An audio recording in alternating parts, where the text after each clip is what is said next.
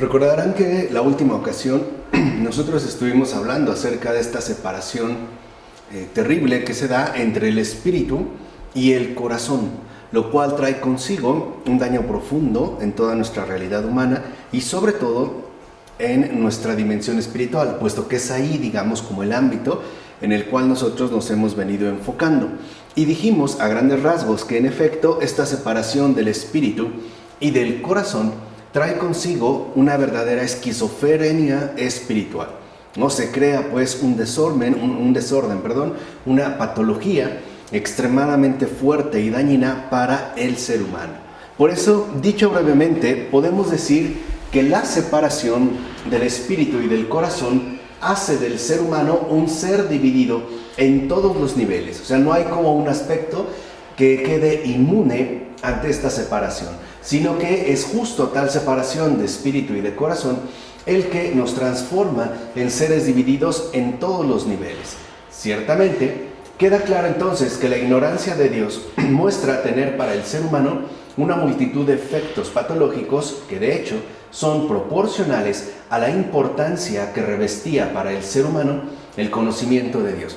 Es decir, dicho brevemente, mientras más importante o más relevante haya sido uno de los factores o aspectos que se han visto dañados en base a la caída, será en igual medida proporcional los efectos patológicos que de ahí se van a desprender.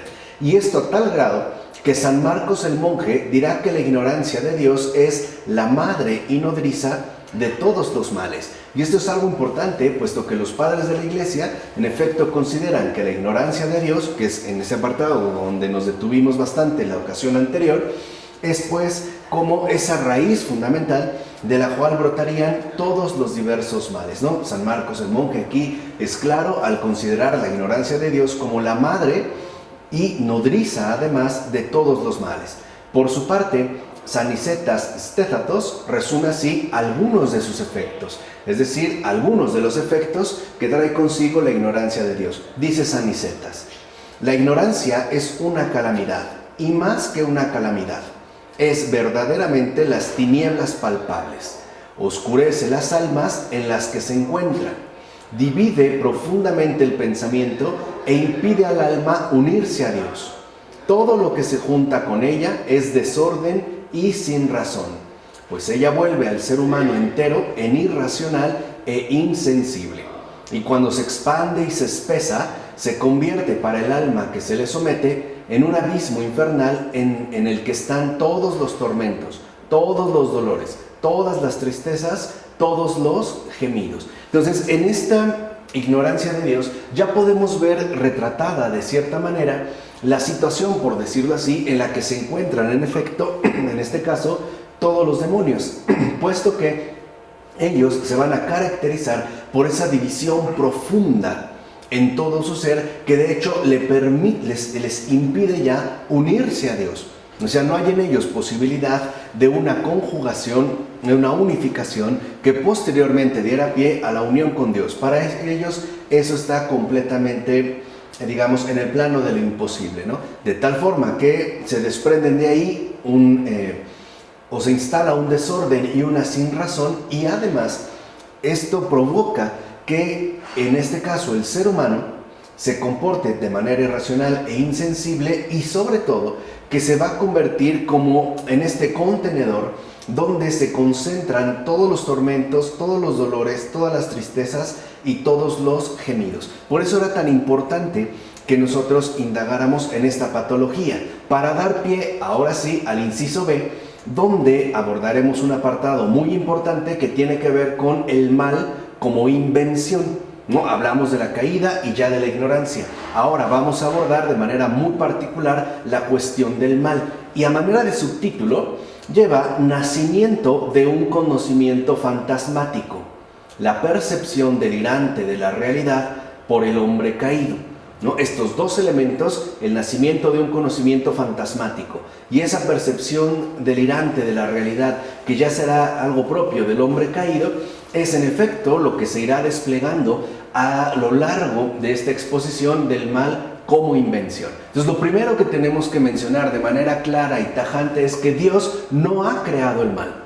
no es creación de Dios, no es que Dios lo haya creado y que incluso lo haya incluido como parte de su creación integral. En realidad, Dios no ha creado el mal. Como dirá San Atanasio de Alejandría, el mal no viene de Dios, no está en Dios y no existía al principio. Y esto es muy importante, o sea, el hecho de darnos cuenta de que el mal posee una dimensión propia que debemos aclarar perfectamente bien, precisamente para evitar más errores graves que conllevan a una mala comprensión tanto de nuestra realidad como de la realidad en general. Entonces, el principio básico es que Dios no ha creado el mal, ¿no? Como nos dijo San Atanasio de Alejandría en 3 momentos, por así decirlo. El mal no viene de Dios, no está en Dios y no existía al principio. O sea, podemos decir que en esencia el mal no es algo absolutamente necesario para la realidad creada. Ni siquiera tendría como un posicionamiento fundamental con respecto al propio principio. De hecho, no existía al principio. Y esto es lo que nosotros iremos desglosando a continuación. De hecho, todos los seres eran en el origen enteramente buenos. O sea, al principio, todos los seres eran en el origen enteramente buenos. Vivían totalmente en el bien, es decir, en su principio y fundamento. Incluidos, por supuesto, los llamados ángeles caídos, es decir, los demonios. Recordemos que en principio ellos también vivían totalmente en el bien, es decir, como ángeles. Y por lo tanto, se mantenían enteramente buenos en tanto estaban alineados con su principio y fundamento. Ahora, después de esta caída, en efecto, ciertamente, el mal existía en el paraíso. El diablo había ya renegado de su principio y fundamento. Esto es cierto. Pero este mal no afectaba ni al hombre ni al resto de la creación. Recordemos cómo, a pesar de la caída de Lucifer, eso no implicó que la creación se viera perjudicada y ni siquiera, por así decirlo, alcanzada en su propia constitución esencial. De hecho, aunque este mal, como hemos mencionado, existía en el paraíso, este mal no afectaba ni al hombre ni al resto de la creación. Por eso se hablaba de que el hombre, es decir, el hombre y la mujer, Adán y Eva, se encontraban en el paraíso, ¿no? Incluso Satanás había sido creado enteramente bueno por Dios, pero debido a su propia voluntad libre, cayó de su condición original de arcángel y se volvió enteramente malo. Ahí es también como se puede poner al descubierto la proporcionalidad de lo que en efecto se realiza, ¿no? Que es una caída igualmente pues proporcional a su condición originaria. O sea, de lo más alto hasta entonces criatural que era él, va a caer hasta lo más bajo de toda la creación. O sea, si se encontraba pues Satanás en el puesto, por así decirlo, número 1 en términos criaturales, a partir de su caída, esta lo va a conducir hasta lo más bajo de toda la creación. Ahí es donde debemos nosotros tomar muy en serio esta proporcionalidad. Por eso, ¿no?, bajo esta breve indicación, el mal, dicen los padres, es entonces una invención. Y esto hay que tenerlo como muy claro. No significa, por supuesto, que se trate de una especie de invención que no tiene ningún tipo de repercusión. Simplemente los padres eran muy conscientes de que el mal es una invención en tanto no apunta a una creación. Es decir, lo que dijimos con San Atanasio, ¿no? El mal no existía al principio, no viene de Dios y no está en Dios. Entonces, este más bien brotó de otro lado, es decir, viene de otra parte. Y podemos decir que sí, es una invención antinatural. No es algo que va a trastocar por completo el orden existente en el principio. Primero, es una invención del diablo a partir de su libertad, ¿no? Que dijimos, proporcionalmente lo conduce a una caída que va desde lo más alto, criaturalmente hablando, hasta el puesto más bajo de la creación entera. Esa es una invención. Y en segundo lugar, una invención del ser humano seducido por Satán para seguir el mismo recorrido de perdición que conduce a apartarse igualmente de Dios. Estas son palabras de San Juan Damasceno. Entonces podemos decir que es una invención doble. Por un lado, una invención del diablo y su respectiva caída. Y después una invención o una repetición de esta invención que asume el ser humano seducido por Satán. Se trata, por tanto, de una gran desgracia que ahora domina a toda la humanidad. ¿Cuál es esta gran desgracia entonces que ahora, es decir, actualmente, ¿no? O a partir de entonces, domina a toda la humanidad? Pues precisamente la invención del mal, algo que es por completo antinatural. Esta desgracia que domina ahora a la humanidad, escribe San Gregorio de Nisa, la ha atraído voluntariamente el ser humano, extraviado como está por un engaño. Entonces nosotros podemos ver que aunque el mal no es directamente, ¿no? Por decirlo de esta manera, invención nuestra, sí es una repetición de esa invención fundacional que hizo surgir, en este caso, Satán. Y esto debido a nuestro extravío, que en efecto se trata de un extravío que apunta ante todo a un engaño. Y es un engaño que en todo caso convierte al ser humano en inventor de la malicia y de ninguna manera en un simple descubridor del mal supuestamente creado por Dios. Entonces aquí tenemos dos elementos por demás importantes que vale la pena destacar. Por una parte, el hecho de que este engaño conduce al ser humano a transformarse en un inventor de la malicia. Es decir, ahí está dada pues una invención que, como nosotros vemos, proviene justamente de una libertad creatural real, ¿no? En este caso, tanto la de Satán como la de el ser humano. De tal forma que entonces, al convertirse en un inventor de la malicia, ya nosotros lo podemos distinguir con toda claridad de un simple descubridor del mal supuestamente creado por Dios. Vamos, un poco para que se entienda. Dios creó a Lucifer, pero no a Satán. Recuerden que el nombre de Satanás ya es el que correspondiera a Lucifer en su condición original creada. Es decir, mientras él permanece bueno, es Lucifer, pero al caer ya es Satán, ¿no? También, como a veces se le menciona, Satanás. Entonces, Dios no creó a Satanás. Satanás es justamente digamos, como el que asume libremente esta condición, que en efecto apunta, como hemos destacado, a una postura completamente antinatural. De tal manera que a partir de esta caída, a pesar de que el mal ya estaba presente en la creación cuando aparecen Adán y Eva, este mal no tenía ningún efecto ni sobre ellos ni sobre la creación en su conjunto. Por eso vuelvo a repetir, se mantenían en el paraíso.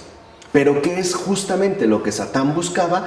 Que Adán y Eva, al haber sido colocados en efecto en la cima de la creación y al haber sido creados en relación con la creación, o la creación misma, cayeran en su respectiva seducción para que al caer ellos, toda la creación también se viera afectada directamente, ¿no? Y como nosotros lo hemos comentado hace un momento, de una manera igualmente proporcional. Entonces, el ser humano no inventa el mal. El ser humano no descubre el mal, como si hubiera algo ahí que en efecto, ¿no?, Dios hubiera hecho y que Él pone al descubierto, sino que Él mismo también se va a convertir en un inventor de la malicia, digámoslo brevemente, ¿no?, en un seguidor de Satán, es decir, en un imitador del diablo, porque el mal en efecto en este caso se da por imitación.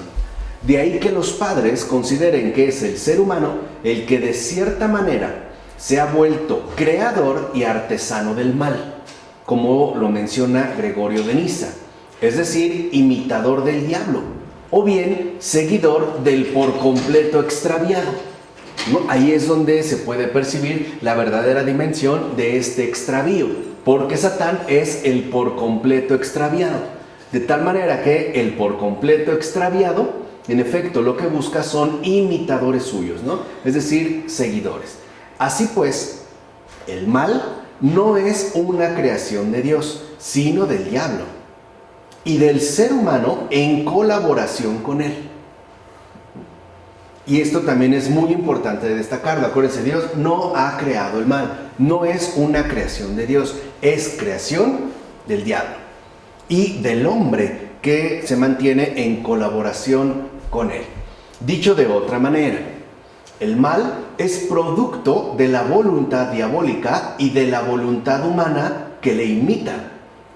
Y es algo por completo ajeno a lo que había sido dado en el principio. Y que de hecho podría no haber existido en absoluto si el diablo no se hubiera apartado de Dios. O sea, el mal no es para nada necesario. No se necesita absolutamente para nada. Y que incluso se habría limitado a Satán y sus seguidores angélicos o demoníacos si el ser humano no hubiera aceptado y consentido seguirlo. Y esto es muy importante, ¿no? O sea, Dios no ha creado el mal y cuando éste aparece en tanto producto de la voluntad diabólica, está de hecho constreñido a lo que estos, por así decirlo, han realizado. Ni siquiera tenía una repercusión mayor en el ser humano, Adán y Eva, y tampoco en la creación en su conjunto. De hecho, el modo, ¿no?, de poder entrar a la creación era a través del ser humano. Por eso Satán se va a dirigir al ser humano, ¿no? Es decir, tanto Adán como Eva. Y esto nos ayuda a comprender, pues, que no hay una especie de equilibrio entre el bien y el mal, ¿no? Esta especie como de dualidad fundamental para mantener todo el orden existente. Eso es una farsa, esa es una mentira. Eso es hacer del mal algo que no es decir, hacer del mal algo esencial, ¿no? Algo fundamental para la articulación de toda nuestra realidad y, digamos, en este caso, para la articulación de todo lo creado. Más si, digamos, Lucifer, ¿no?, para distinguirlo de Satán, ¿no?, si Lucifer no se hubiera apartado de Dios, el mal ni siquiera hubiera surgido, o sea, no hubiera ni siquiera aparecido. No estaba en este caso presente. Y es pues como una consecuencia de que Dios ha creado libremente, en realidad libre, a sus criaturas, tanto espirituales como humanas. Es decir, tanto a sus ángeles como al ser humano. Por eso los padres van a insistir que el mal es, por tanto, algo por completo insustancial. O sea, no tiene ningún tipo de peso esencial en toda la realidad creada y mucho menos, por supuesto, en el autor mismo de esta creación. Es decir, en Dios, no forma parte de Dios, no tiene nada que ver en Dios. En Dios no hay ni pizca de mal, o sea, ni asomo, ni vestigio, por muy pequeña que sea, no lo hay. Y por eso considerarán que al ser el mal, por tanto, algo insustancial, es una mera ficción. ¿Qué quiere decir? Que forma parte de esta irrealidad que no estaba dada en el principio. En ese sentido es una ficción. No estamos diciendo, y lo mencionaremos adelante, que no cuente o que no existe. No, sí existe, pero es una ficción en tanto, en efecto, carece de una sustancialidad propia. Por eso, por ejemplo, los padres también insistirán varias veces en que el mal es ausencia de bien. Y esto puede verse de una manera bastante simple, ¿no? ¿Cuándo aparece el mal? Cuando se ausenta el bien. Solamente ahí. De otra manera, este no emerge, no surge, pues. Por ejemplo, ¿cuándo nos salen las cosas mal? Pues cuando no las hicimos bien. Es decir, es como un efecto, ¿no?, de un abandono del bien. Y así es, digamos, como surge. Y por lo tanto es algo insustancial. ¿Por qué es insustancial? Porque nada obliga a que permanezca o a que se mantenga como tal. De hecho, si yo decido, ¿no?, opto por el bien y decido entonces encaminarme según el bien, el mal no tiene por qué aparecer en el desarrollo, en la estructuración de mi propia vida. Y por ende, en este caso, el mal, ¿no?, expresaría abiertamente su insustancialidad. Ahora, ciertamente, el mal no es solo una invención genérica, sí, ¿no?, digamos como abstracta, no, es una invención de la fantasía. Y aquí es también donde nosotros tendríamos que distinguir fantasía de imaginación. Eso es también lo que nosotros queremos aclarar. El mal, escribe San Atanasio, no es más que una ficción de la inteligencia humana, por supuesto, engañada y extraviada.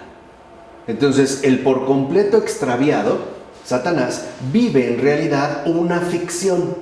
O sea, lo que él vive, si a eso se le llama vida, ¿no? Lo que él experimenta es un engaño total que en efecto conduce al extravío. Ahora, acuérdense cuando nosotros abordamos la fe de los demonios en Fabrice Ayash, que nos ayuda mucho para aclarar esta presentación, ¿no? Él está convencido de que él está en lo correcto, de que él tiene razón. O sea, en pocas palabras, que Dios está equivocado y que solo cuenta lo que Él ha realizado. Es decir, Él se entroniza en tanto una ficción que pretende ser absoluta para todos. Por eso la trata a su vez de transmitir a Adán y a Eva, por medio del engaño que en efecto al final conduce al extravío. Esto también es como muy importante. Acuérdense, ¿no? O sea, Satanás está orgulloso de sí mismo. En tanto él afirma que Dios no lo ha creado, él se ha creado a sí mismo. Y de cierta manera tiene razón, porque él es, digamos, su propio creador. Pero algo se le olvida, Satanás no es realmente el total creador de sí mismo, sino el negador de la creación que Dios había realizado. O sea, él empieza con algo ya dado, su propia existencia creatural, no viene de cero.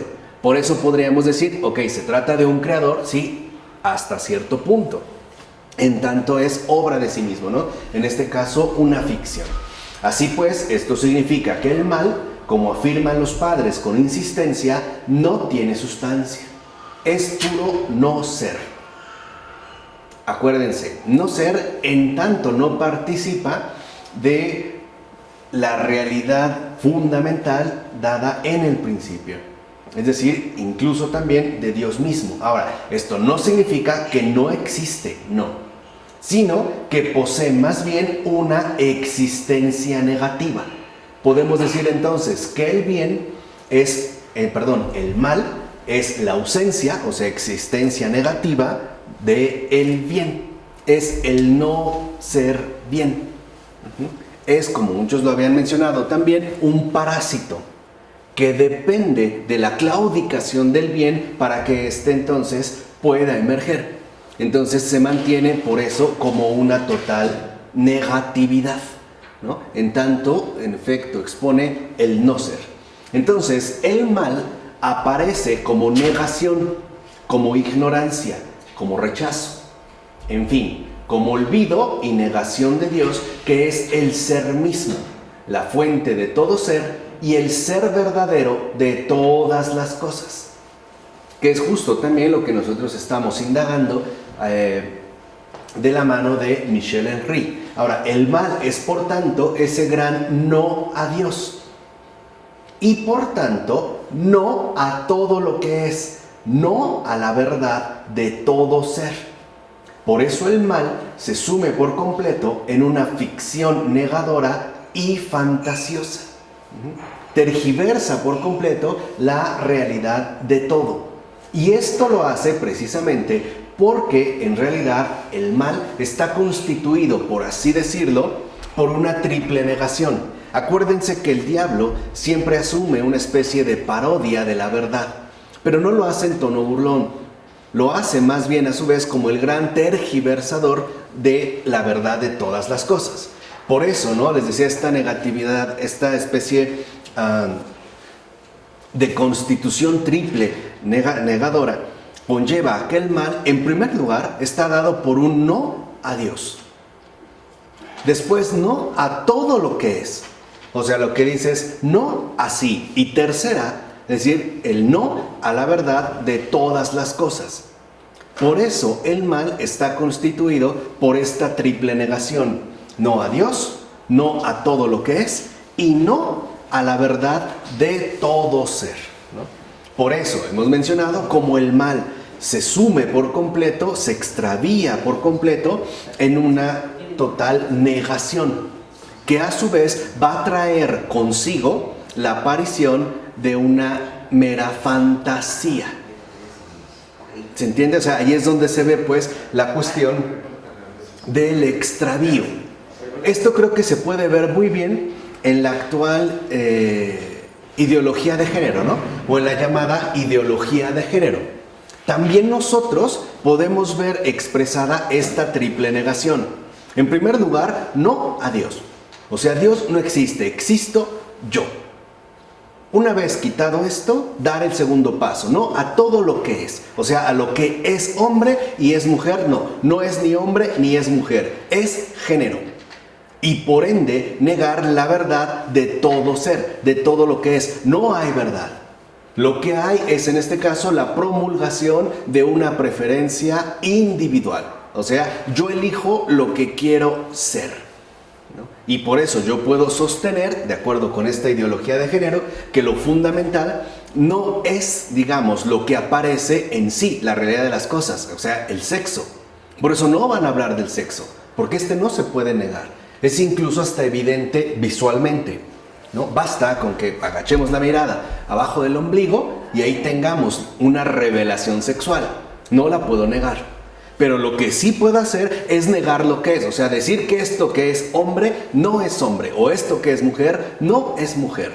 Y por lo tanto negar su verdad y decir, ¿no?, que pueden proclamarse como básicamente lo que se les dé la gana.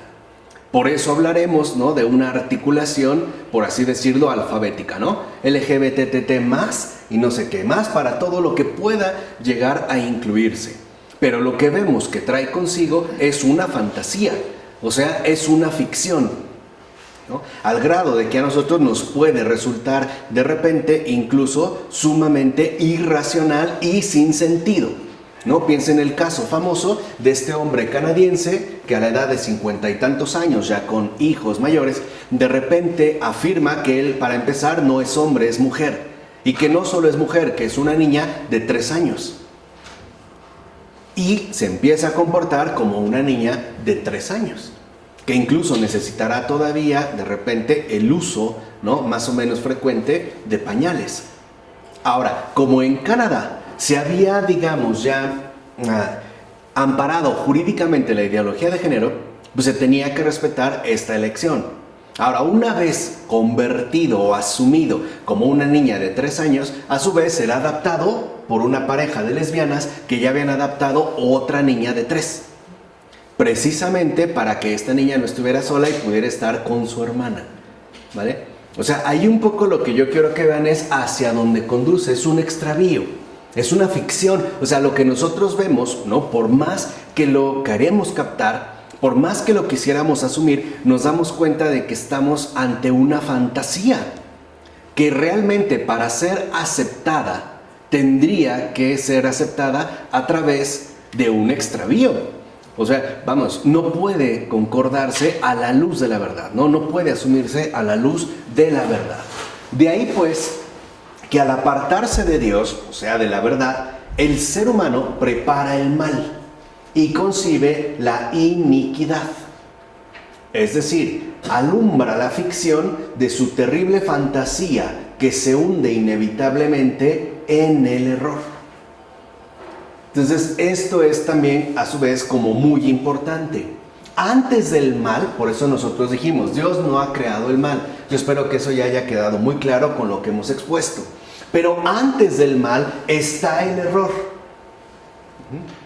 Es gracias a la incursión en el error, al hundirse, digamos, en el error, que el mal, en efecto, tendrá la posibilidad de emerger, o sea, de salir a la superficie, ¿no? Por eso lo importante en el caso del demonio no es que Adán y Eva opten por el mal. No lo pueden hacer porque no carece de sustancia, ¿no? Esto es, digamos, como muy importante de detectarlo. No los puede, digamos, como invitar abiertamente al mal porque simple y sencillamente no tendría sentido. Pero como no puede hacer directamente, ¿no?, la invitación al mal y que de hecho se vuelvan, como dijimos, ¿no?, partícipes del mal, lo que sí puede hacer es primero inducirlos al error. Esto sí. O sea, aquí hay pues entonces dos aspectos fundamentales. Es por inducción al error que después, en efecto, vendrá el mal, ¿no?, en este caso para el ser humano. Por ende, lo fundamental, o digamos como la estrategia más importante del diablo consiste en negar la verdad, sea como sea. Porque será a través de negar la verdad, es decir, de apartarse de Dios, como entonces se podrá dar pie al error. Y una vez que se ha conseguido que el error, ¿no?, se asuma como algo propio, o sea, que vivamos en el error, o sea, apartados de la verdad, entonces ya no tendremos ningún tipo de dificultades para volvernos colaboradores del mal. Por eso esa es la verdadera dimensión que hoy nosotros debemos de meditar una y otra vez. O sea, la importancia que tiene la verdad para nosotros y para toda la realidad creada. No es un lujo, no es una extravagancia. Podemos decir en este sentido que la verdad es incluso más importante que la vida.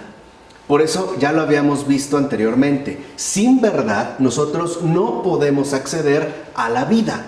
Y aquí está la prueba más palpable. Sin verdad, es decir, si en lugar de verdad nosotros optamos por el error, lo que sigue no es la vida, es la perdición. O sea, en este caso es la muerte. Por eso el demonio astutamente sabe en efecto que el mal no puede engancharnos directamente, porque es insustancial, es una ficción, no es, y no nos atraparía. Pero lo que sí puede es inducirnos a error, para que una vez instalados en el error, es decir, extraviados, nosotros, ahora sí, optemos por el mal. ¿Se entiende? O sea, esta es como una situación muy importante que tendríamos nosotros que, vuelvo a insistir, ¿no?, trabajar a profundidad. Pues el ser humano, al ignorar a Dios, adquiere de las cosas un conocimiento que al no corresponder ya a su verdadero ser, puede considerarse un mero producto de su fantasía. O sea, en este caso de su extravío. Piensen en el abuso a menores.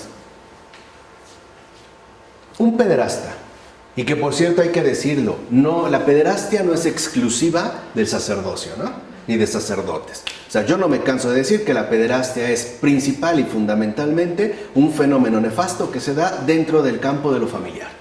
No nos hagamos tontos. Los verdaderos abusos sexuales de niños son de padres a hijos, de madres a hijos, de tíos, de primos, de vecinos mayores, se da dentro de ese ámbito. Pero nuestra sociedad quiere presentar ello como algo no dado, ¿no? O sea, lo quiere enmascarar. Y por lo tanto, dirigir toda nuestra atención hacia el ámbito eclesiástico, que sí hay casos de pederastia, es cierto, pero son anormalidades, no es la regla. Ahora, para nada se justifica, pero hay que entender bien la dimensión en la que nos encontramos. Por ejemplo, para él, ¿qué es un niño? O sea, ahí nosotros lo que podemos ver es que el niño ya no corresponde con su verdadero ser. Se transforma por completo en un mero objeto de autocomplacencia. Se transforma pues en un objeto a través del cual yo puedo ganar cierta, como cierta satisfacción. O a grandes rasgos, a través o por medio del cual yo puedo obtener cierto placer.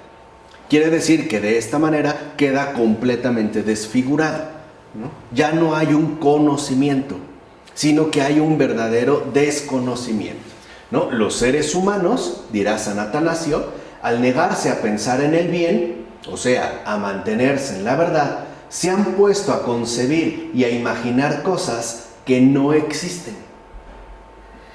O sea, se ha puesto pues a maquinar ficciones.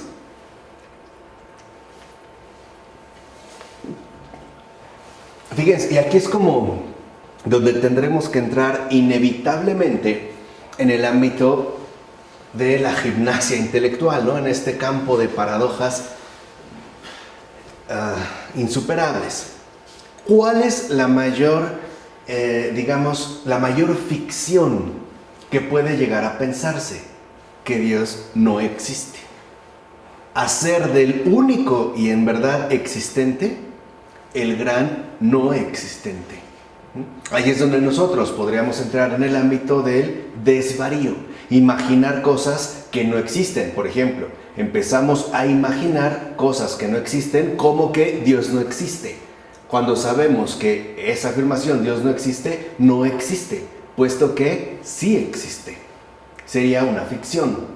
Por tanto, el ser humano se ve como arrastrado hacia esa magna ficción, que es la mayor, que lleva el nombre de nada. Y esa nada es la suprema invención del hombre caído. O sea, en lugar de contemplar la verdad y por ende la verdad del ser de todas las cosas, ahora en su condición de hombre caído, solo parece fantasear con esa magna ficción que lleva el nombre de nada.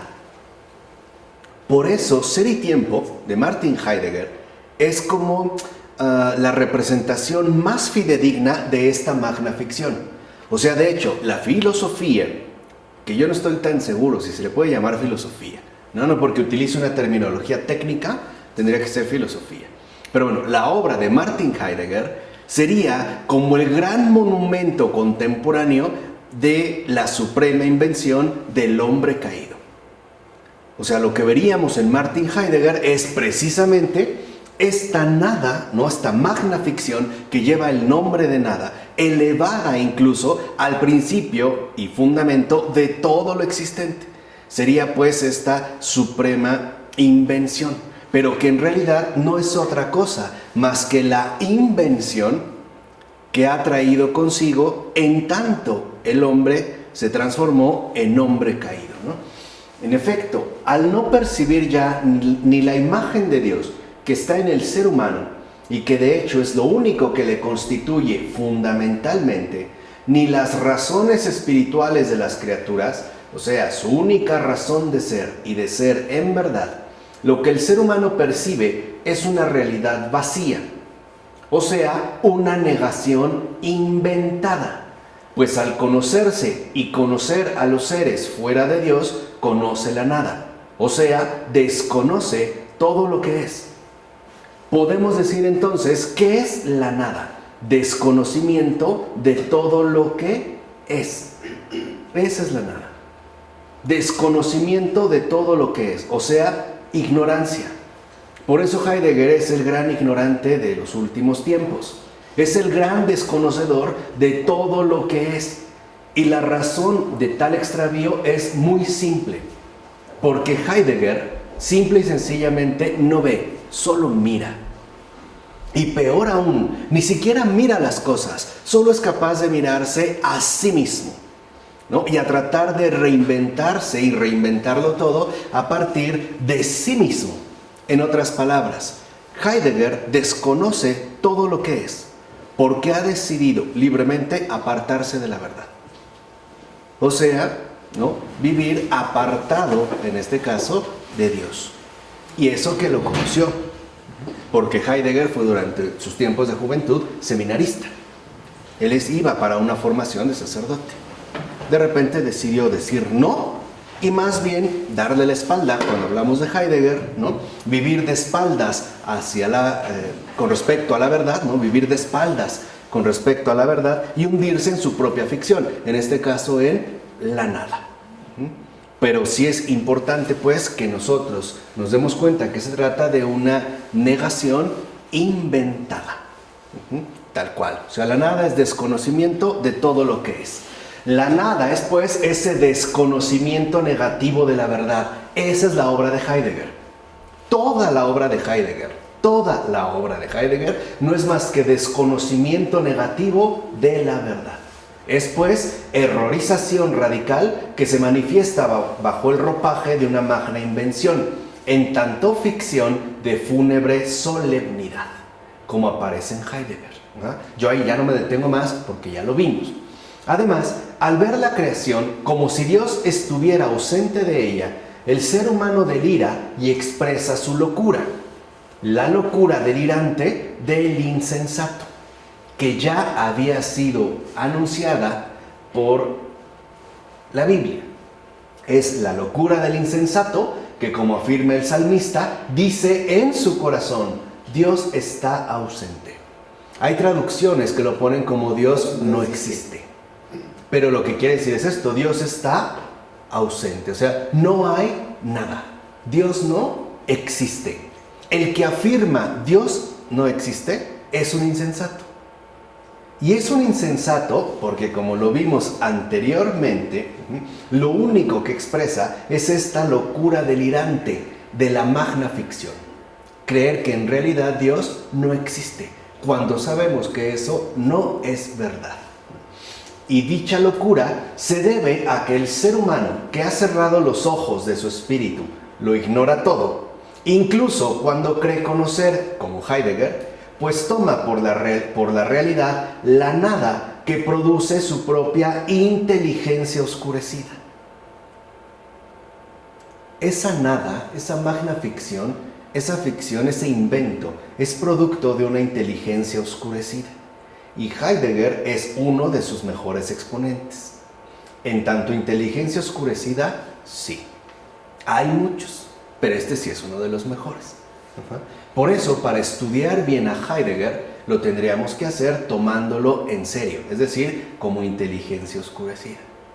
Y no como una especie de revelador, ¿no? El rol que él quiere jugar, como si nos quisiera desvelar, ¿no? O iluminar a la manera antigua y pagana. Ahora, veamos. Cuando el sol brilla e ilumina toda la tierra con su luz, escribe San Atanasio, si un hombre se tapara los ojos y se imaginara que está en la oscuridad, cuando tal oscuridad no existe, y luego caminara al azar, como si vagara en la oscuridad, cayendo sin cesar y rodando por precipicios, pensaría que no es de día, sino que él está en la oscuridad. Creería mirar, pero no vería nada en absoluto. Estaría pues delirando, ¿no? Estaría inmerso dentro de su propia ficción, o sea, estaría inmerso en un engaño. Y continúa San Atanasio.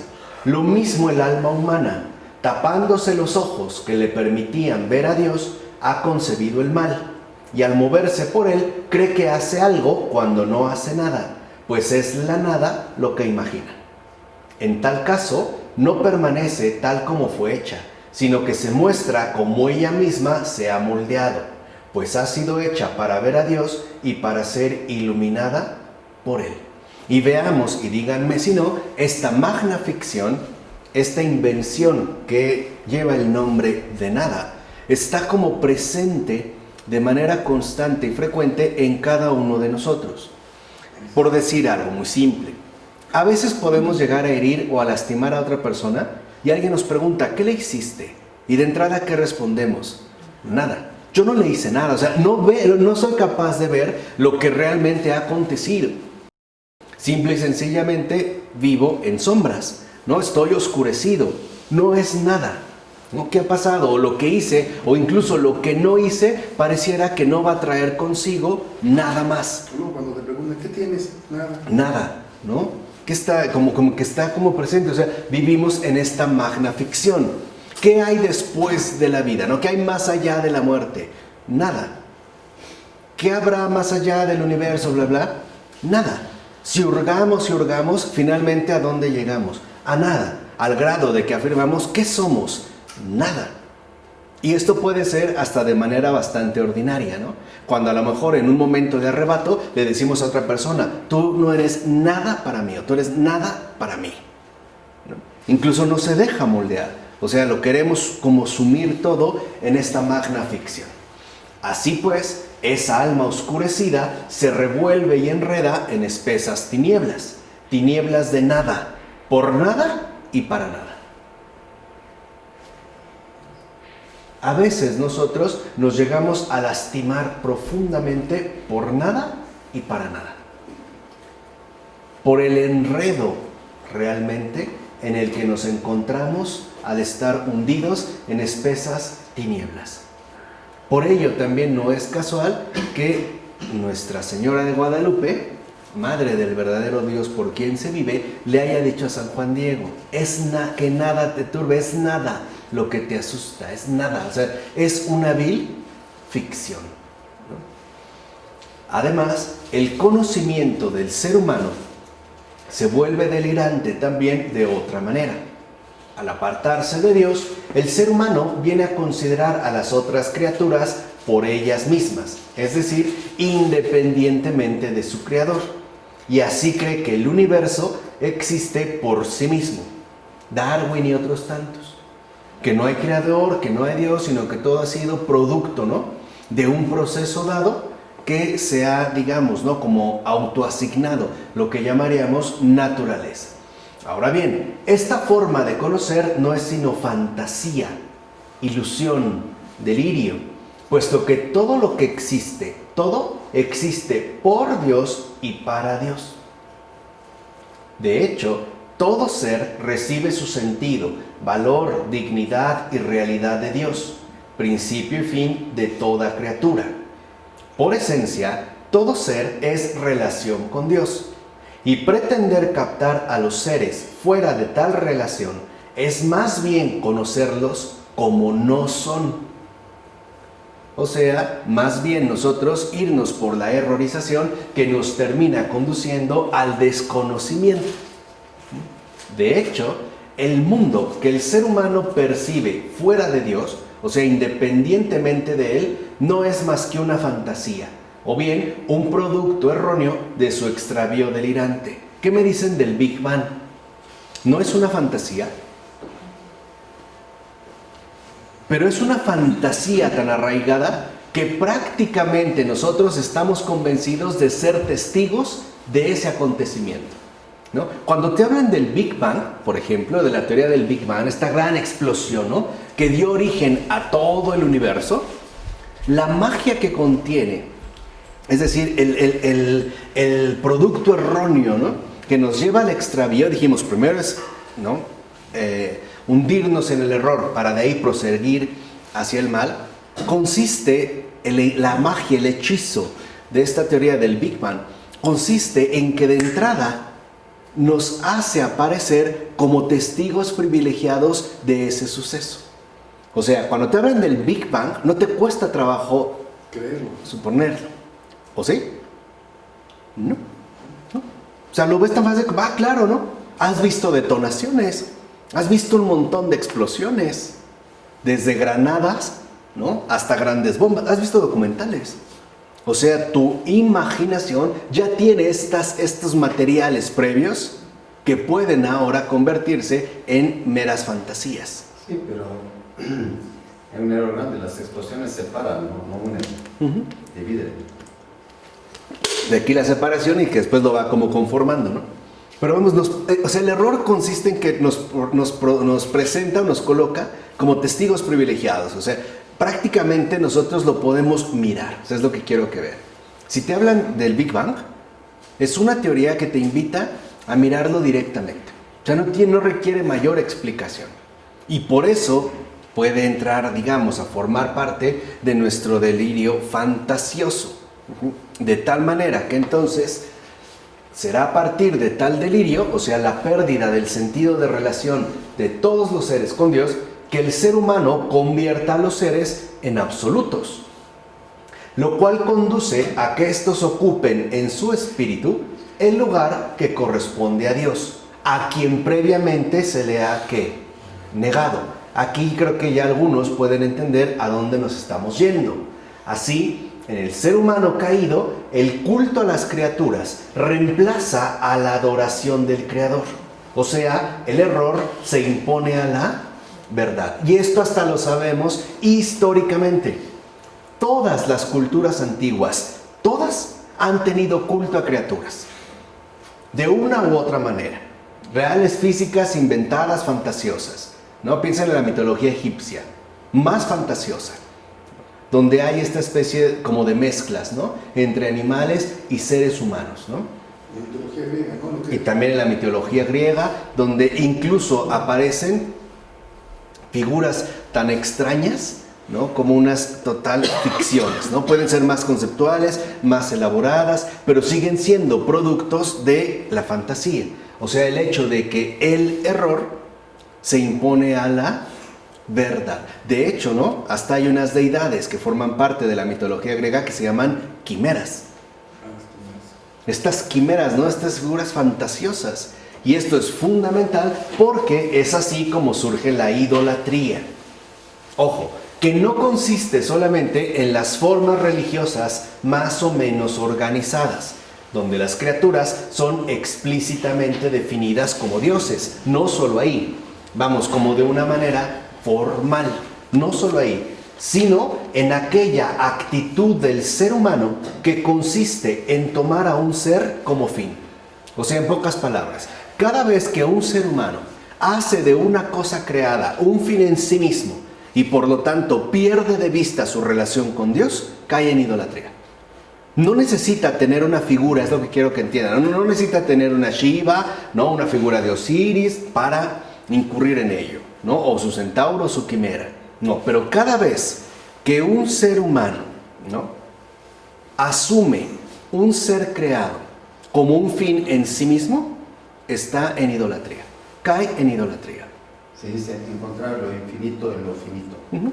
¿No? O sea, cada vez que quiere, ¿no?, hacer de lo finito algo infinito, cae en idolatría. Es decir, ahí vemos cómo en pocas palabras se mantiene en el error. En este caso, la idolatría consiste en atribuir un sentido y un valor total a los seres por ellos mismos.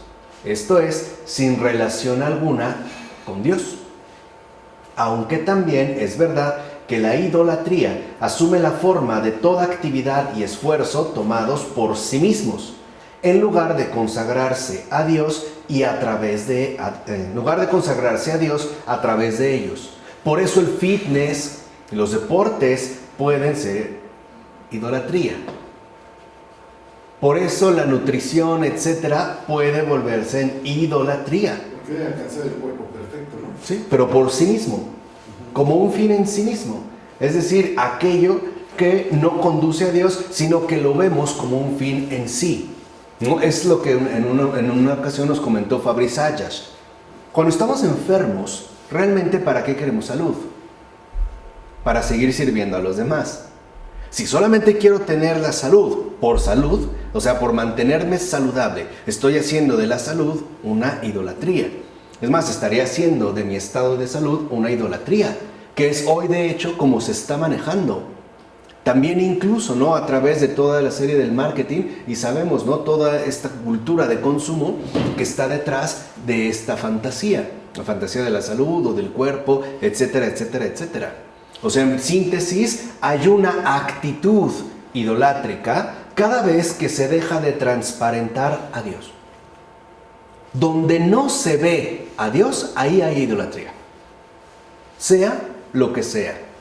Así aparezca de formas mucho más sofisticadas o refinadas, ¿no?, como una buena nutrición, por ejemplo, pero donde se deja de transparentar a Dios, ahí justamente lo que hay es idolatría. O si lo quieren ver en términos más comunes a lo que hemos estado exponiendo, ¿no?, donde se deja de transparentar a Dios, donde se deja de ver a Dios, ahí hay error, no verdad.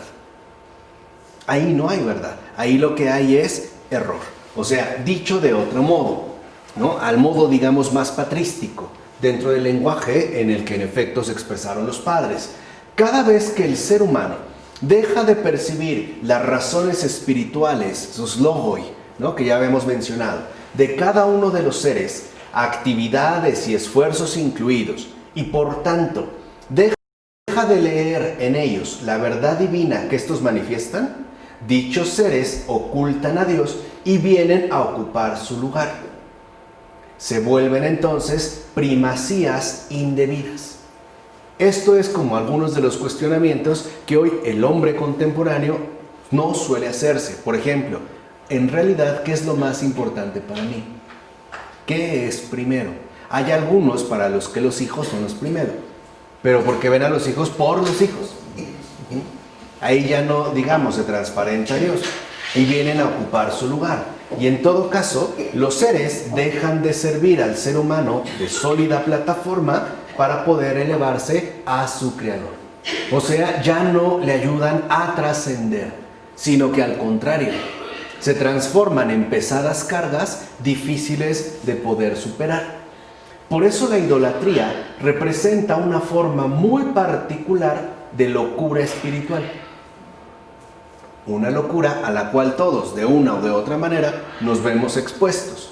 San Atanasio, por ejemplo, escribe que los hombres, en su locura, despreciaron el don que se les había hecho, se apartaron de Dios y ensuciaron de tal manera su alma que no solo olvidaron la idea de Dios, sino que se forjaron otros dioses en su lugar. Y esto es parte también de nuestra constitución humana esencial. Una persona que no cree en Dios terminará creyendo en cualquier cosa, así sea en sí mismo. Que eso es lo que se plantea en muchos casos. A una persona no cree en Dios, pero cree en sí, tiene fe en sí mismo, o tiene fe en la humanidad. Cuando sabemos también que esta humanidad, pues es una ficción. Nunca hemos visto la humanidad. ¿No? Lo mismo que hablar de Europa, es una ficción. Sabemos que están las Europas, no están unificadas que ni siquiera comparten un mismo lenguaje. ¿No? Nos quieren dar la idea de una comunidad europea. La verdad es que no existe, también es una ficción. O sea, carente pues de realidad. Y añade San Atanasio, los seres humanos se hicieron ídolos en vez de mantenerse en la verdad. Y prefirieron la nada al verdadero Dios, adorando a la criatura en lugar de al Creador. Ahí se ve pues ya como esta distorsión. Entonces, habiendo aprendido a imaginar un mal que no existe, los seres humanos se han formado a sí mismos unos dioses que no existen. Por supuesto, sin que se vea en esto algo que esté mal, que es justo, ¿no? Lo que hoy, por ejemplo, muchos relativistas tratan de usar a su favor. ¿Qué tiene de malo que alguien, por ejemplo, no crea en Dios, pero sí crea en la Pachamama? ¿No? La madre tierra, la matriz fecunda de la cual todos nosotros provenimos, ¿no? O a la cual en efecto nosotros pertenecemos. ¿O qué tiene de malo? Que a lo mejor yo no adoro al crucificado, pero sí adoro a lo mejor un cierto árbol, o una cierta hoja, o un cierto animal, o una cierta ficción. ¿Qué tiene de malo? Pero es por ello, porque ni siquiera nosotros ya estaríamos en condiciones de darnos cuenta que eso está mal. No en el sentido moral, no estamos hablando en esto, sino que hemos venido exponiéndolo en el sentido espiritual. A final de cuentas, la idolatría no es otra cosa que una manifestación más de la sinrazón del hombre caído. Una sinrazón que en este caso, adorando a las criaturas en vez de al Creador, conduce a cambiar la verdad de Dios y de lo que es por la mentira, o sea, lo que no es. De hecho, al ignorar a Dios, que es la verdad misma, el ser humano se priva de cualquier posibilidad de conocimiento verdadero. Nosotros no tendríamos conocimiento verdadero, tendríamos ficciones. Claro, pueden estar muy bien elaboradas o elegantemente realizadas, si lo quieren ver así, ¿no? Presentados bajo sólidos sistemas, por ejemplo, abstractos o conceptuales. Pero esto no significa que en efecto nos transmitan un conocimiento verdadero. Quisiera expresar aquí nada más un breve ejemplo. ¿Qué pasó con el modelo atómico? Nos dijeron en un principio, ¿no? Por lo menos al principio, desde inicios del siglo XX, que en realidad la materia, y por ende bajo esta perspectiva materialista, cientificista, ¿no? Todo es material, estaba conformado por lo que llamamos átomo, que era como el elemento, la partícula más, no solo más pequeña, sino como la base fundamental de todo lo que nosotros podemos mirar, ¿no? Y podemos en este caso palpar. Y nos dijeron que el núcleo, ¿no? Hasta todos tenemos la imagen del átomo. Hay un núcleo central que tiene, ¿no? Neutrones, positrones, etcétera, y que tiene, digamos, como unas órbitas, ¿no? Unas mini órbitas a su alrededor. Y durante mucho tiempo, por eso se habló hasta de era atómica, aceleración de partículas atómicas, bla, bla, bla. Pero después de un tiempo nos han dicho que no, que realmente el átomo no existe, que hay otro tipo de partículas distintas que tienen que ver, por ejemplo, con la llamada teoría de cuerdas, o que simple y sencillamente no están alineadas de la forma en la cual el modelo atómico nos lo presentó, sino que se trata de otra cosa. O sea, lo que en realidad están exponiendo es que no se trata de un conocimiento verdadero, sino de un modelo fantasioso. O sea, de un modelo, en este caso, ficcional, por muy convincente que nos pueda resultar, como sería, por ejemplo, el modelo evolutivo, o el modelo que ha traído consigo el evolucionismo. Provenimos de los animales. Y no obstante, a pesar, aunque sea en raras ocasiones, intuimos que algo por ahí no anda bien, ¿vale? Entonces, por muy elaborada que esté, no podríamos hablar de un conocimiento verdadero. De ahí que los padres consideren que el hombre caído vive en un mundo de mentira, o sea, de múltiples mentiras. En un mundo falso y real creado por él, donde ignora el auténtico significado de los seres, o sea, de todas las cosas, y por ende, donde ya no percibe las verdaderas relaciones que existen entre ellos. Por tanto, y esa es una de, me parece a mí, de las afirmaciones más sustanciales que nos ofrece la patrística, este mundo, o sea, el mundo en el cual nosotros estamos, sobresale, se destaca por su carencia de verdad. Si hay algo que es en efecto distintivo de este mundo, es la carencia de verdad. Hoy se ha hecho muchísimo más explícita. Pero ese sería, ¿no?, como el rasgo más destacado de este mundo, la carencia de verdad. Y debido a dicha carencia de verdad, el hombre caído permite que se acreciente su respectiva confusión por instigación del diablo, padre de toda mentira, como se le denomina en Juan 8, versículo 44. Entonces, aquí podemos ver cuál es la relación que se mantiene entre el mundo y el diablo. Si el mundo destaca por su carencia de verdad bajo estas condiciones, pues entonces el diablo tiene acceso directo. Puede imponerse, porque entonces el mundo en general estaría basado en un error. Y dijimos, a partir del error es que después, ¿no?, se puede dar vía hacia el mal. Por eso el mundo es dominio del diablo, entiéndase, ámbito de la mentira. No quiere decir que él es su creador, ni su dueño, ni nada. Simple y sencillamente el mundo, que también tanto denuncia, ¿no?, e incluso expone y ataca el apóstol Juan, habla del mundo en tanto dominio del diablo, o sea, en tanto ámbito de la mentira, el cual, como señala San Juan Crisóstomo, perturba de un modo tan desgraciado nuestro espíritu que induce nuestro juicio a que hierre sobre todas las cosas. ¿Cuántas veces no nos equivocamos en este mundo? Incluso de algo que nos puede parecer en extremo evidente. ¿Cuántos hierros, cuántas equivocaciones sobre las cosas, sobre todas las cosas, podemos llegar nosotros a cometer, ¿no? Podemos llegar a incurrir. Así pues, al hacer que el ser humano tome por el ser verdadero lo que en verdad no es, el diablo introduce la confusión reinante en el mundo de manera radical. ¿Cuál es este modo diabólico radical? Tomar lo falso por verdadero y lo verdadero por falso. Es decir, tomar el mal por bien y el bien por el mal. Pecado contra el Espíritu Santo. Ese es el pecado contra el Espíritu Santo. Para muchos, no sé, puedo pensar ahorita a lo mejor en una nota que dejó supuestamente Jack el Destripador, que la dejó ahí en la policía, ¿no?, que sabemos que nunca lo atraparon. Pero en esa breve nota que después se publicó, Jack el Destripador, o el que firmaba como Jack el Destripador, decía: ¿por qué me persiguen? En realidad, más bien tendrían ustedes que agradecerme, puesto que lo único que he hecho es librarlos de un terrible mal que está causando estragos en las familias y en nuestra sociedad inglesa. Las prostitutas no son más que fuente de corrupción y degeneración moral para nuestra sociedad. Al acabar con ellas, les estoy haciendo un favor. No entiendo por qué es que me persiguen. Más bien tendrían que agradecerme. Atentamente, Jack el Destripador. No, aquí no es que veamos nosotros una persona trastornada. Es una persona del mundo, o sea, es una persona mundana al 100%. Convencida de la postura que asume. Es decir, de esta completa, ¿no?, inversión de las cosas, o sea, un partícipe más de la confusión reinante que en efecto impone ya de manera radical el diablo. O sea, podemos llegar hasta este punto. ¿Cuántas veces nosotros también hemos tomado algo bueno por malo? O algo malo por bueno. Una persona realmente nos quiere y nos corrige y lo tomamos a mal.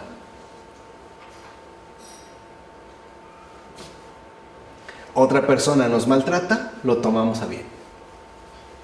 No es que me pega, es que me quiere, ¿no? O sea, tomamos el mal por el bien, o el bien por el mal. O sea, en serio, sí estamos como, ¿no?, expuestos a esta terrible confusión. Por ende, lo que es menos real, fíjense, ahí se va viendo, ¿no?, como de qué manera se va configurando este mundo en el que nos encontramos inmersos. O sea, la apariencia se considera lo más real. Y lo que es más real, lo espiritual, inteligible y divino, se considera incluso algo por completo irreal.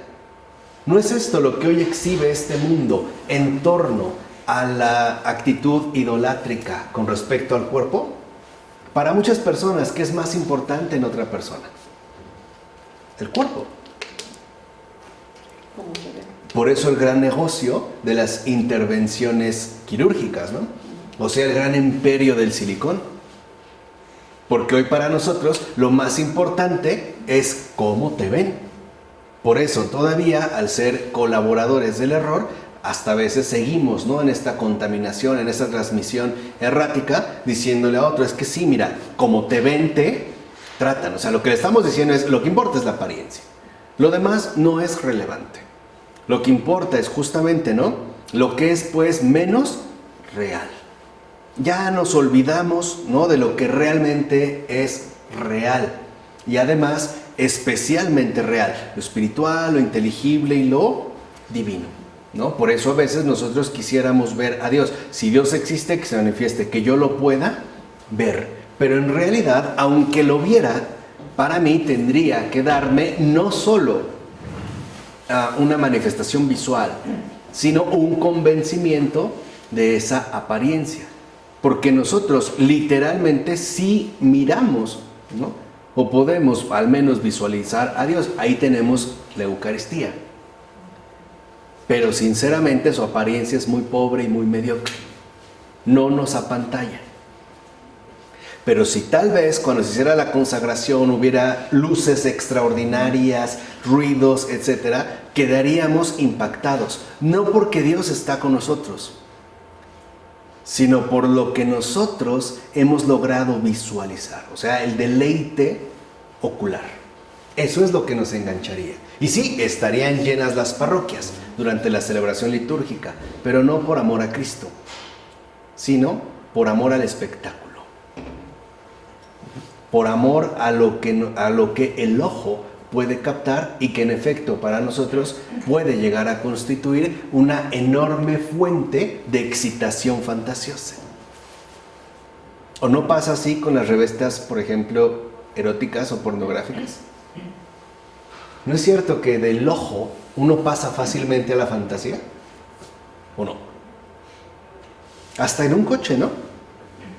Podemos ver un coche y ya empezamos la fantasía de que lo vamos conduciendo a toda velocidad, ¿no?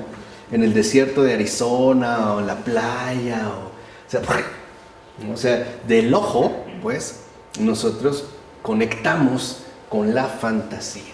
Ok, así pues, el hombre caído posee una visión invertida de lo real, ya que el ser humano conoce y vive un mundo al contrario. Tan al contrario que hoy vemos como hay niñas que ya quieren ser adultas y personas adultas, muy adultas, que quieren ser niñas, ¿no?, o como niñas, lo cual ciertamente es un síntoma claro e inequívoco de su delirio y enfermedad. Tan al contrario que San Juan Crisóstomo dirá que somos más estúpidos que los asnos, ya que llamamos inciertas a cosas que son más claras que lo que vemos con nuestros ojos. Por su parte, San Macario subrayará el papel que asume la actividad demoníaca en esta confusión y en esta grave ilusión. A causa de la transgresión del mandamiento, el alma se ha vuelto un juguete de todas las potencias adversas. En efecto, estas le han hecho abandonar su sensatez, han embotado su inteligencia de las cosas celestiales, hasta el punto de que cree que esto ha sido así desde el principio. O sea que las cosas son así y nunca ha sido de otra manera. Por eso el alma humana se transforma fácilmente en un juguete de todas las potencias adversas. O sea, un juguete, ¿no?, de los demonios. Dicho brevemente, el ser humano ha perdido el conocimiento de la realidad según la verdad. Si algo se ha perdido en este mundo, es la verdad. Por eso es que nosotros buscamos siempre, ¿no?, fantasear y por ende también tratar de elaborar una ficción más afín a lo que nosotros vamos considerando la realidad. Piensen en el caso de la virginidad. Para muchos, hoy la virginidad no es importante, es cosa del pasado, ¿no? Como que eso era antes, ¿no? Eso era importante antes. Hoy en día no. Pero yo pregunto, ¿de verdad, en serio, así son las cosas? ¿En serio? O sea, por lo menos creo que es como el cuestionamiento mínimo que nos tendríamos que hacer. ¿En serio? ¿Es en serio? ¿No es importante? ¿A poco en serio se te ha olvidado la primera persona con la que perdiste tu virginidad? ¿Como hombre o como mujer? Yo creo que no. Yo creo que no es así. O sea, podemos tratar, ¿no?, de hacer otras ficciones o tratar de como concentrarnos en otro tipo de fantasías. Pero al final sí creo que nos podemos dar cuenta que las cosas no son así. Y hoy vemos cómo esta fantasía, ¿no?, esta ficción, la explota muy bien todo el ámbito propagandístico, la propaganda. Tú nada más ve a un centro comercial al área de comida rápida. Ve los menús que te ofrecen numerados, ¿no? ¿Qué menú va a querer? ¿Qué paquete va a querer? Ve las hamburguesas que ahí aparecen. ¿En serio corresponden con lo que en realidad te dan? No. O sea, esa hamburguesa suculenta, doble carne, ¿no?, que se está sudando, exudando, y el pan, la lechuga, ¿de verdad corresponde con esa masa extraña, aplastada, horrible que te entregan? ¿Y por qué no reclamamos? ¿Por qué no decimos nada? O sea, ¿por qué realmente no nos oponemos a esa fantasía? Porque lo que nosotros queremos es vivir permanentemente bajo un engaño. O sea, lo que queremos es siempre formas renovadas de publicidades engañosas. Vamos, las frituras. No las bolsas de papas fritas. Se ven increíblemente llenas. ¿Cuándo te ha tocado una llena? No llega ni a la mitad. Ni a la mitad. ¿Por qué no reclamamos? No, o sea, lo que ves, por ejemplo, no sé si te ha tocado que pasas fuera de una tienda y ves una camisa, una blusa, una chamarra increíble en el aparador. Te la probaste en las luces, saliste fascinado, llegaste a tu casa, te la pusiste y ya no te gustó. Ya no se veía igual. Ya no te sientes cómoda. ¿Qué ocurrió? ¿No será que lo peor de todo es que sí nos hemos vuelto adeptos al engaño? O sea, que realmente nos hemos vuelto partidarios de la mentira. O sea, que sí nos hemos vuelto fieles partidarios de este mundo ficción, de esta irrealidad. Y al haber perdido el conocimiento verdadero de la realidad y tener, no obstante, necesidad de conocer, el hombre caído va a reemplazarlo por una diversidad de conocimientos que de hecho corresponden a la multitud de apariencias en las que se mueve. Por eso tenemos tan gran cantidad de teorías, tan enorme cantidad, ¿no?, de sistemas teóricos, ya sean científicos, artísticos, estéticos, filosóficos, religiosos, etc. Porque pareciera, ¿no?, que cada uno se quiere como aferrar a esa apariencia, ¿no?, a la cual se ha apegado, es decir, a lo que según este mundo le puede llegar a ofrecer. Pero los conocimientos que de ahí se derivan son parciales, inconstantes, diferentes y hasta opuestos. Es decir, igual que las realidades fenoménicas a las que se aplican. Se trata, por tanto, de conocimientos sustitutivos que únicamente se limitan a clasificar las múltiples apariencias de las cosas que para nada expresan la real objetividad. Tal parece que todo se reduce a un parecer, a lo que parece, ¿no?, al parecer de cierta persona o de cierto otro, de otro teórico. Y esto es así porque son más bien definidas por la inteligencia caída y deformada de su respectivo observador. Y ojo, nos convertimos en observadores, ya no en colaboradores, cooperadores de la verdad, sino observadores, ¿no?, de una ficción que ciertamente se nos ofrece. Así pues, el conocimiento racional, que busca unificar la multiplicidad observada, solo puede hacerlo artificialmente. Esto es, en virtud de convenciones que él mismo pone como bases y que son, por tanto, por completo relativas a sí mismo. Como un Descartes, ¿no?, que critica a Michel Henry. Son, pues, sus propias concepciones. Es decir, la manera en la que nosotros buscamos o intentamos unificar toda la multiplicidad observada. En consecuencia, los diversos conocimientos del hombre caído no son más que proyecciones ilusorias de su inteligencia patológica. Asimismo, allí donde parece que se alcanza una determinada objetividad o verdad, como en el conocimiento científico, esta objetividad y esta verdad se reducen en realidad a un acuerdo provisional de proyecciones compartidas. Lo que les dije, ¿no? A veces alguien puede compartir la proyección de un modelo atómico, hasta que alguien llegue y difiera.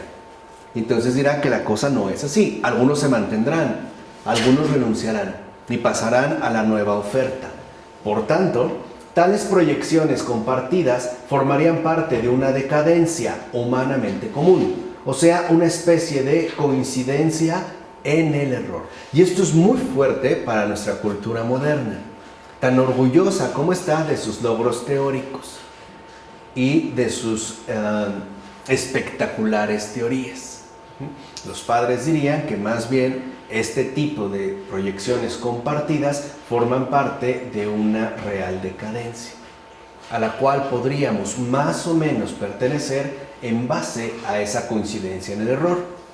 Además, los conocimientos científicos no son neutros, sino que dependen de la intención de quienes los utilizan. De hecho, como dijera San Gregorio Palamas, aparecen después del pensamiento de quienes los usan y toman fácilmente la forma que les confiere el punto de vista de quienes los poseen.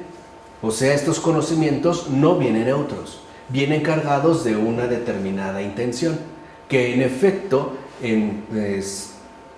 tendrá pues como su repercusión directa en la manera en la cual estos sean utilizados. O sea que los conocimientos son inseparables de los humanos y por ende de su real constitución caída. Y esto también es muy importante de tener en cuenta. Los conocimientos alcanzados también forman parte de nuestra real constitución caída. Y esto es tanto más verdadero cuanto que los conocimientos del hombre caído se conciben no solo para llenar el vacío intelectual dejado por la pérdida del conocimiento espiritual, sino también con el objetivo de satisfacer unas necesidades en gran medida materiales, y que a nosotros, en síntesis, nos resultarían mucho más accesibles. Y dichas necesidades apuntan, por tanto, a la generación e incremento de la riqueza, de la vanidad, el adorno y, por supuesto, el bienestar del cuerpo. ¿Se dan cuenta cómo va como todo en relación? Dicho de otra manera, se anula la sabiduría espiritual y se adopta una postura racionalmente especializada que se adapta por completo al mundo, pero que al final de cuentas no contribuye para nada a la deificación. Porque eso es cierto. Hoy podemos vivir un mundo realmente confortable, ciertamente confortable, y sí lo es. Vean los autos, ¿no?, cada vez más extraordinarios que se fabrican. Es verdad, pero no están pensados para la deificación. ¿Por qué? Porque no contienen realmente una verdadera sabiduría espiritual. Pueden hacerse en base a la funcionalidad, o a la economía del combustible, o a la preservación del medio ambiente, o al confort, o lo que quieras, o al diseño, a la marca, o la velocidad, o el despegue, ¿no? A lo mejor un auto súper deportivo que haga de 0 a 100 kilómetros en menos de 3 segundos, por ejemplo, ¿no? O en 2 segundos. Pero al final no está, digamos, como sustentado en orden a la deificación. O sea, no están hechos con una sabiduría espiritual, sino a las necesidades que nosotros buscamos satisfacer en el mundo. Bueno, en pocas palabras, ya para terminar, el conocimiento racional no se ocupa sino de este mundo. De hecho, sirve únicamente para este mundo. ¿Para qué nos sirven realmente los grandes sistemas racionalmente elaborados? ¿No son para este mundo? ¿No podemos decir que son sabiduría para este mundo? La manera en la que alguien se puede sentir plenamente satisfecho de acuerdo con la condición caída de este mundo. ¿Qué es el ateísmo? No es el conocimiento racional para este mundo. Y no sirve únicamente para este mundo caído. No solo ahí sirve el ateísmo. De ahí que esta forma de conocer, como dice San Simeón, el nuevo teólogo, es en realidad ignorancia de todo lo bueno. En efecto, el conocimiento racional de este mundo ignora y desconoce todo lo que en verdad es bueno. Díganme si no. Díganme si no, el conocimiento racional de este mundo ignora y desconoce todo lo que en verdad es bueno. Pareciera pues que entonces prevalece ese desconocimiento que, como hemos mostrado a partir de los padres, proviene de esta invención, ¿no?, que corresponde al mal y que no es más que producto de la instalación de un error fundamental que nos desnaturaliza de nuestra verdadera condición originaria. Es decir, todo esto es producto de lo que hoy nosotros expusimos, la invención del mal. Vean también como la magnitud y todas las implicaciones que esto conlleva. ¿De acuerdo? Bueno, vamos a dejarla hasta aquí. En nombre del Padre, del Hijo, del Espíritu Santo. Amén.